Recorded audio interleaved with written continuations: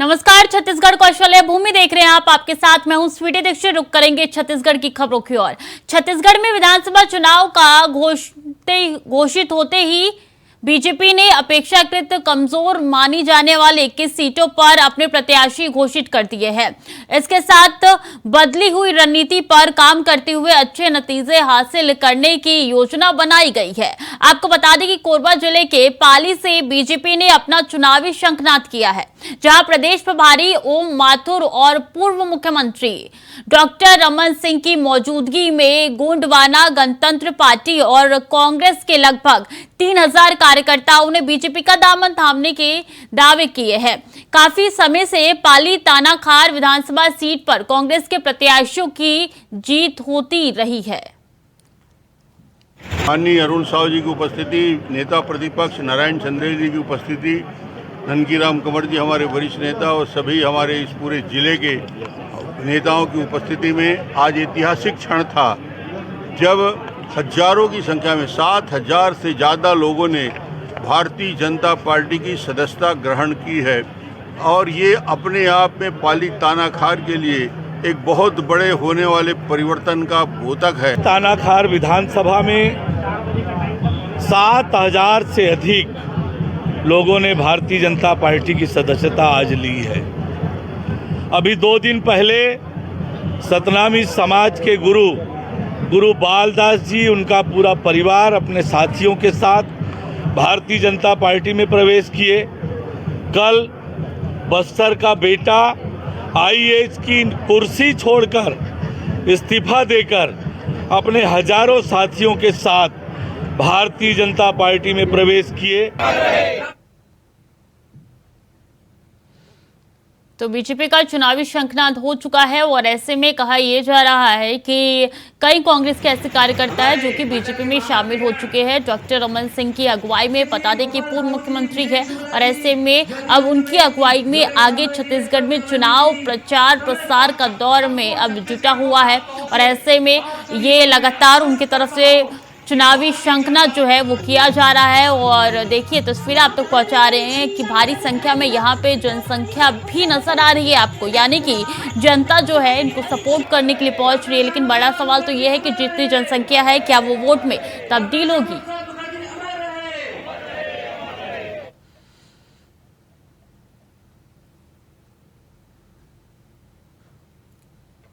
और आवासहीन लोगों को प्रधानमंत्री आवास दिलाने के मुद्दे को लेकर बीजेपी संघर्ष कर रही है। इसको लेकर कोरबा विधानसभा क्षेत्र से बीजेपी के प्रत्याशी लखन लाल देवांगन ने पदाधिकारियों के साथ प्रेस क्लब में मीडिया से बातचीत की, जिसमें उन्होंने कहा कि बीजेपी के द्वारा झोपड़पट्टी में रहने वाले लोगों को प्रधानमंत्री आवास दिलाने की मांग को लेकर ओपन थिएटर में 25 अगस्त को प्रदर्शन किया जाएगा।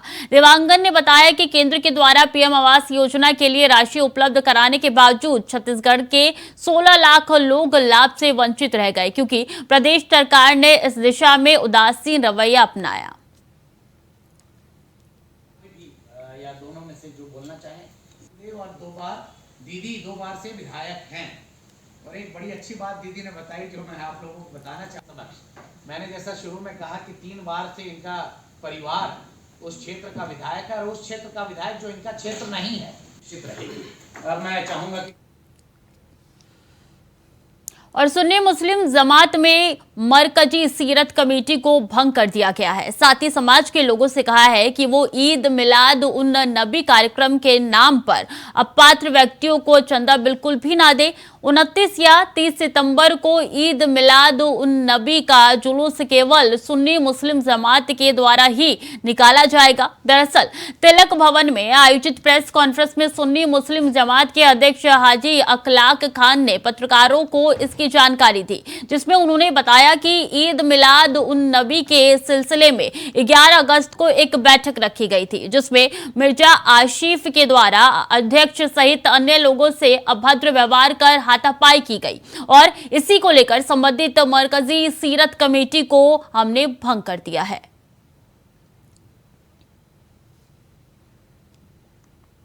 देखिए 12 रबी अव्वल ईद मिलादुन नबी का जो जुलूस मरकजी सीरत कमेटी के द्वारा निकाला जाता है, आज उसी के संबंध में प्रेस कॉन्फ्रेंस किया गया है। क्योंकि जो पिछले 6 सालों से आरिफ बेग उर्फ निस्सू, आसिफ बेग उर्फ निस्सू के द्वारा अध्यक्षता में जुलूस निकलता था, लेकिन उनके 6 साल के बीच में कोई भी हिसाब किताब, जो सुन्नी मुस्लिम जमात को मातहत कमेटी, कोई हिसाब किताब नहीं दिया गया। जब भी उनसे हिसाब मांगा जाता था तो बीच में ये कहना कि मैं नहीं मानता हूँ, ये नहीं करता हूँ। और इस साल की तैयारी के सिलसिले में उन्होंने एक मीटिंग बुलाई थी जिसमें मैं गया था, तो वहाँ के जाने के बाद उनके द्वारा कुछ अभद्र व्यवहार किया गया और अभद्र व्यवहार करने के बाद हमारे कुछ साथियों के साथ झूमा झटकी भी की गई। तो ये सारी चीज़ें हमारी जब सुन्नी मुस्लिम जमात कार्यकारिणी की बैठक हुई उसमें ये ब्यौरेवार रखा गया और वहाँ पर यह तय किया गया कि ऐसी कमेटी जो सुन्नी मुस्लिम जमात के मातहत है और उसकी बात नहीं मानती है, उसके आदेश का पालन नहीं करती है, तो अनुशासनात्मक कार्रवाई करते हुए उनको तुरंत भंग किया जाए। और प्रदेश कांग्रेस कमेटी के अध्यक्ष बनने के बाद पहली बार बस्तर सांसद दीपक बैज ने जिला कार्यालय राजीव भवन में पत्रकार से बातचीत की। आगामी चुनाव के बारे में पत्रकारों से चर्चा करते हुए कहा कि भारतीय जनता पार्टी अपने 15 साल के शासनकाल में आदिवासियों को फर्जी एनकाउंटर करती रही। साथ ही धर्मांतरण को लेकर भी कहा कि सबसे ज्यादा धर्मांतरण भारतीय जनता पार्टी के कार्यकाल में हुआ है। बीजेपी धर्म की राजनीति करती है। वहीं चुनाव में जगदलपुर सामान्य सीट से 31 दावेदारों की दावेदारी पर कहा कि दावेदारी करने का हक सभी को है, लेकिन प्रदेश कांग्रेस कमेटी और आला कमान के निर्णय के अनुसार किसी एक व्यक्ति को टिकट दिया जाएगा और कांग्रेस पार्टी पूरी ताकत के साथ चुनाव लड़ेगी।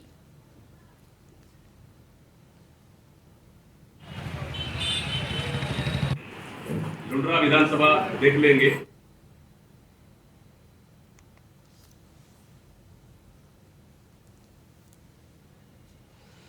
तो देखिए, वार पलटवार का सिलसिला लगातार जारी है। दीपक बैज पहुंचे जगदलपुर और वहां पे उन्होंने प्रेस कॉन्फ्रेंस की। तमाम सवालों के जवाब में उन्होंने कहा कि बीजेपी शुरू से धर्म पर राजनीति करती आई है। उनके कार्यकाल में कितने धर्म परिवर्तन हुए हैं और कितने यहाँ पे ऐसी चीजें हुए हैं जो कि नहीं होनी चाहिए थे। बीजेपी सिर्फ धर्म की राजनीति कर रही है और यही कारण है कि इस बार भी कांग्रेस ही सत्ता में आएगी। और बोधघाट की पुलिस टीम ने नशीली कैप्सूल बिक्री करते हुए 2 आरोपियों को गिरफ्तार किया है। दरअसल मुखबिर की सूचना मिलने पर पुलिस ने घेराबंदी की और रेलवे स्कूल के पास से धर दबोचा इन आरोपियों को और कब्जे से कई अवैध चीजें भी पुलिस ने बरामद की है।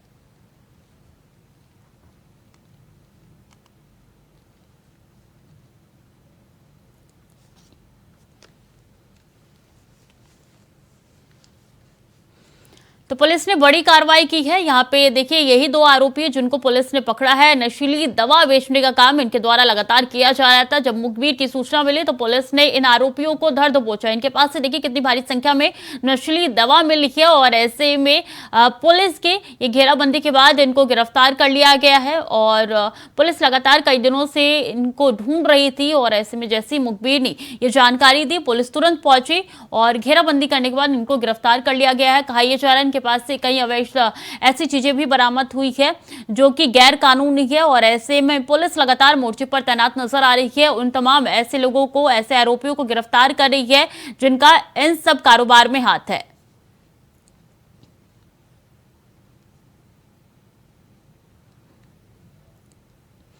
और छत्तीसगढ़ सरकार के द्वारा हरियाली को बेहतर रखने के उद्देश्य से वन संपदा अभियान शुरू किया गया है। गैर वन भूमि में लाखों की संख्या में पौधों का रोपण किया जाना है और इसी को लेकर कोरबा वन मंडल में अभियान के तहत पौधे लगाए गए और इसके प्रयास से सराहना भी की जा रही है। आपको बता दें कि योजना के अंतर्गत राजस्व, पब्लिक सेक्टर और लोगों को निजी जमीन का उपयोग व्यावसायिक प्रजाति के पौधों को लगाने के लिए किया जा रहा है।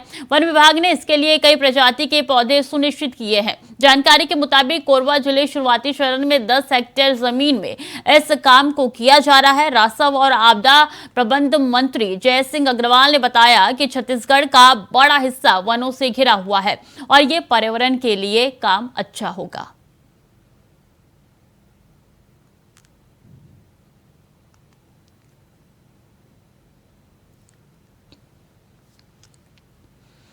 कांकेर जिले के पंखाजूर में पति की हत्या की आरोपी पत्नी को पुलिस ने गिरफ्तार कर लिया है।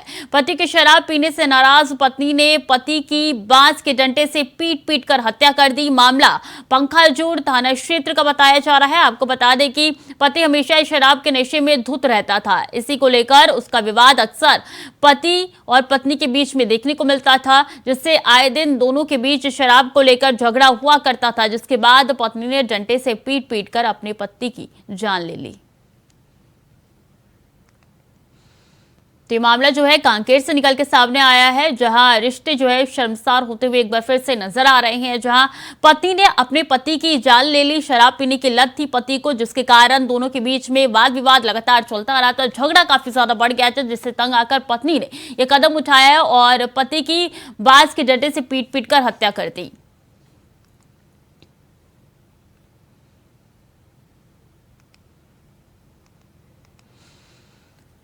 तो इसी खबर पर ज्यादा जानकारी के साथ सीधे कांकेर से कमलेश हीरा हमारे साथ जुड़ चुके हैं। कमलेश, कब का ये मामला बताया जा रहा है और जानकारी कैसे मिली कि पत्नी के द्वारा ही हत्या की गई है? आपको बता दूं कि ये PV1 का मामला है और पति आए दिन शराब पी के पत्नी के साथ मारपीट करता था और पत्नी त्रस्त हो गया था पति से, मगर पत्नी होने के नाते, घरेलू पत्नी होने के नाते वो सहन कर रही थी। लेकिन परसों रात की घटना है जब पति अति कर रहा था पत्नी के साथ मारपीट, पत्नी ने नाराज होके, त्रस्त होके बांस हाथ में लेकर पति को इतना मारा कि वो जाके मौके पे मौत हो गया है। तो क्या मौके पर कोई भी ग्रामीण द्वारा उनको अस्पताल नहीं पहुंचाया गया था? बोलना चाहूंगा कि मौके इतना मारा गया, पत्नी के द्वारा इतना मारी गई कि मौके पे मौत हो गया। ग्रामीण द्वारा फिर थाने में खबर दिए गए, थाने से फिर मौके पहुंच के उनके बॉडी को अस्पताल पहुंचा गया है, जिसे पोस्टमार्टम के बाद। कितने दिनों से पत्नी ये प्रताड़ना झेल रही थी कमलेश? करीबन 3 से 4 साल से करीबन ऐसे ही चल रहा था। तो क्या इससे पहले पुलिस को इसकी शिकायत नहीं दी गई थी? इसके पहले पत्नी द्वारा पुलिस को शिकायत नहीं किया गया था, गाँव वालों को इसकी जानकारी दिया गया था, गाँव वालों को पता था। तो सरेंडर खुद पत्नी ने किया है, पुलिस द्वारा गिरफ्तार किया गया है? पत्नी द्वारा ही खुद ही अपने आप को किया गया थाने पे। सरेंडर खुद किया गया है जी। पुलिस का क्या कहना है? पुलिस का कहना है कि ऐसी हरकतें पंखाजूर में आए दिन हो रहा है, जिसके कारण जागरूक अभियान चलाया जाएगा ताकि ऐसा शराब जो पति द्वारा पिया जा रहा है और पत्नी द्वारा बार बार ऐसे हादसा हो रहा है, इसको जागरूक अभियान चलाया जाएगा ताकि आगे जाके ऐसा हादसा ना हो। लेकिन कैसे, कितने ऐसे मामले हैं जो कि घर में ही दब जाते हैं, और एक और मामला ये जो कांकेर से निकल के सामने आया है वो रिश्तों को शर्मसार कर रहा है कमलेश। जी, शर्मसार तो हो रहा है, लेकिन पुलिस द्वारा कई लगातार अभियान चलाया जा रहा है, लेकिन जागरूक ना होने के चलते हादसा लगातार हो जा रहा है। तो खाली पति की शराब पीने से परेशान थी पत्नी, या मारपीट भी होती थी उसके साथ? जी, पति के शराब पीने से प्लस मारपीट के चलते भी, आए दिन मारते भी थे पति द्वारा पत्नी को। ठीक है कमलेश, बहुत बहुत धन्यवाद आपका तमाम जानकारियों के लिए।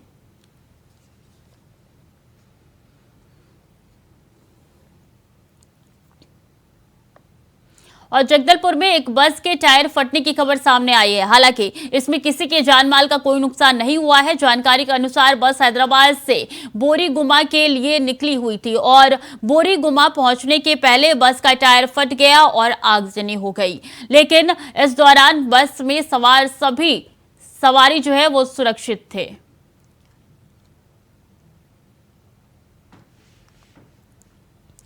तो ये तस्वीरें आप तक पहुंचा रहे हैं कि किस तरीके से देखिए धू कर ये बस जलती हुई नजर आ रही है। गनीमत रही कि वक्त रहती तमाम सवारी जो है बस से नीचे उतर गए थे, वरना जान माल का नुकसान होता है। यहाँ पे जान तो जाते ही और माल का नुकसान तो तस्वीरों में साफ तौर पे नजर ही आ रहा है। ऐसे में ड्राइवर की सूझबूझ से और वहाँ पे जो कंडक्टर था उसकी सूझबूझ से यहाँ पे सवारी को तुरंत बाहर निकाला गया। जैसे ही टायर फटी, यहाँ पे तुरंत टायर में आग लगे और देखते देखते ये आग ने विकराल रूप ले लिया, जिससे ये बस जलकर खाक हो चुकी है।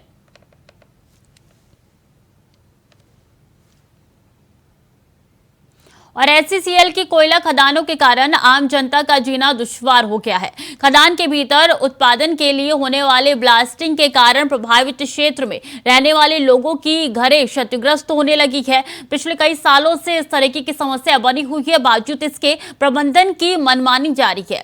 ऐसा ही कुछ कुसमुंडा खदान से प्रभावित रिसदी गांव में देखने को मिला, जहां महिपाल सिंह नामक व्यक्ति का घर ब्लास्टिंग के कारण पूरी तरीके से प्रभावित हो गया। घर की सीढ़ी पूरी तरीके से क्षतिग्रस्त हो गई, वहीं छप्पर को भी नुकसान पहुंचा है। साथ ही इस घटना में महिपाल सिंह को लाखों का नुकसान भी उठाना पड़ रहा है।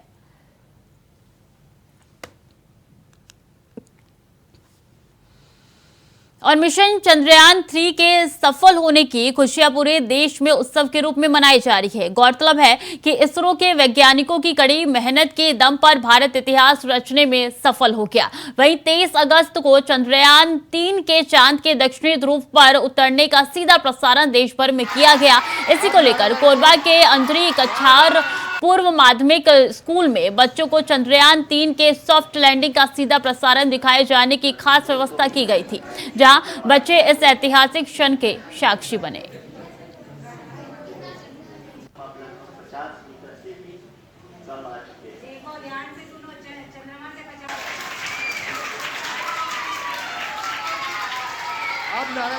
और छत्तीसगढ़ की 10 विधानसभा सीट SC वर्ग के लिए आते हैं। इसके अलावा कई और विधानसभा सीट में SC वर्ग का बड़ा दबदबा है। इसीलिए सतनामी समाज के धर्म गुरुओं को बीजेपी में शामिल होने से छत्तीसगढ़ में राजनीति हलचल जो है वो तेज होती हुई नजर आ रही है। रिपोर्ट देखिए।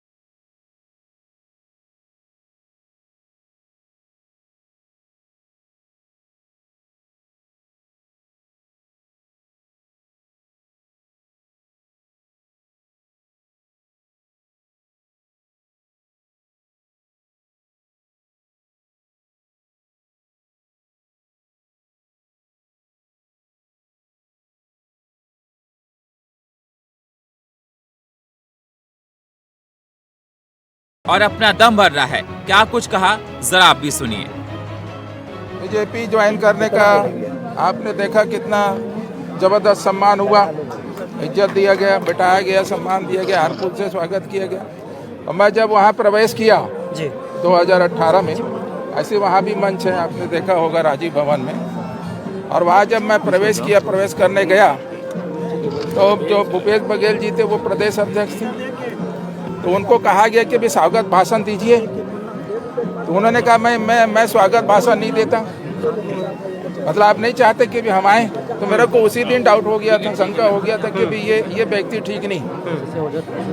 फिर भी चलो भाई आ गए हैं तो चलो देखते हैं। तो हमने देखा 5 साल तो कुछ उसमें सम्मान मिला ही नहीं, कहीं पर भी कोई सम्मान नहीं मिला, ना समाज को मिला, ना हमारे धर्म स्थल को मिला और ना छत्तीसगढ़ के लोगों को। किसी के आने या जाने से कोई खास फर्क नहीं पड़ता है। जगत गुरु माननीय पूजनीय रुद्र कुमार जी कांग्रेस के वरिष्ठ नेता हैं, सरकार में सम्मानित मंत्री हैं और मुख्यमंत्री भूपेश बघेल जी की सरकार ने SC वर्ग के शिक्षा, स्वास्थ्य, रोजगार, उनके कानूनी अधिकार के लिए बहुत काम किए हैं। रमन सरकार के दौरान जो SC वर्ग के आरक्षण में कटौती किया गया था, फर्जी जाति प्रमाण पत्र बनाया गया था, मुख्यमंत्री भूपेश बघेल जी की सरकार ने SC वर्ग के आरक्षण में वृद्धि किया है, जिसे षड्यंत्र पूर्वक रोकने का काम भाजपा के नेताओं ने किया है। और भारतीय जनता पार्टी हमेशा से आरक्षित वर्गों के खिलाफ रही है, आरक्षण के खिलाफ रही है और लगातार आरक्षित वर्गों को नुकसान पहुंचाने का काम भाजपा नेताओं ने किया है। ऐसे राजनेताओं के दलबदल का असर किसको कितना होता है और इससे आम जनता पर क्या असर पड़ता है, ये तो वक्त बताएगा। मगर सियासी माहौल बनाने के लिए पार्टियां अक्सर दल नेताओं के चेहरों को बुनाने का प्रयास ये कहते हुए जरूर करती हैं कि सियासी हवा हमारे पक्ष में है। और ऐसे में सवाल ये कि दल बदलू क्या बिगाड़ेंगे, चुनावी समीकरण अगर हाँ तो क्या कांग्रेस की बढ़ सकती है टेंशन? क्या दावा यही है कि सतनामी गुरु बालदास का भाजपा प्रवेश गेम चेंजर साबित हो सकता है? खैर जो भी हो, मगर सबसे बड़ा सवाल यही है, ये दल बदलू नेता अवसरवादी हैं या आशावादी? Om Prakash, India voice, Raipur.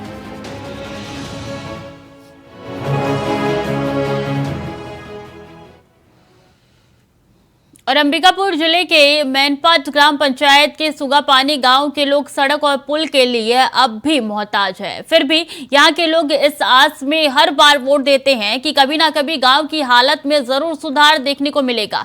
समय बीत जाने के बाद भी गांवों की हालत जस की तस नजर आ रही है। बता दें कि सोशल मीडिया पर एक वीडियो वायरल हो रहा है जिसमें आप देख सकते हैं कि किस तरीके से एक बीमार इंसान को खाट पर बिठाकर लोग ले जाते हुए दिखाई दे रहे हैं। साथ ही वीडियो में 4 लोग एनीकट को पार करते हुए भी नजर आ रहे हैं। ऐसे में सवाल यह है कि आखिर इन हालातों के लिए जिम्मेदार कौन है और अगर कोई हादसा होता है तो किसकी जवाबदेही होगी?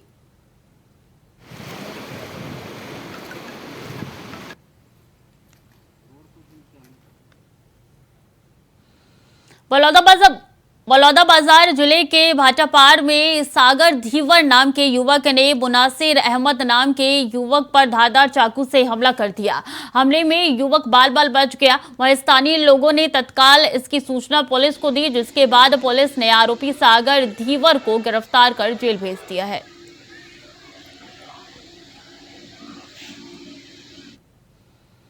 शराब के अवैध कारोबारी के खिलाफ दुर्ग पुलिस ने कार्रवाई की है, जहां आरोपी के जरिए अवैध रूप से आर्थिक लाभ कमाने के उद्देश्य से जिला में शराब खपाने की पुलिस को सूचना मिली थी। जहां सूचना के बाद पुलिस ने 40 पेटी गोवा शराब सहित 2 आरोपियों को गिरफ्तार किया है।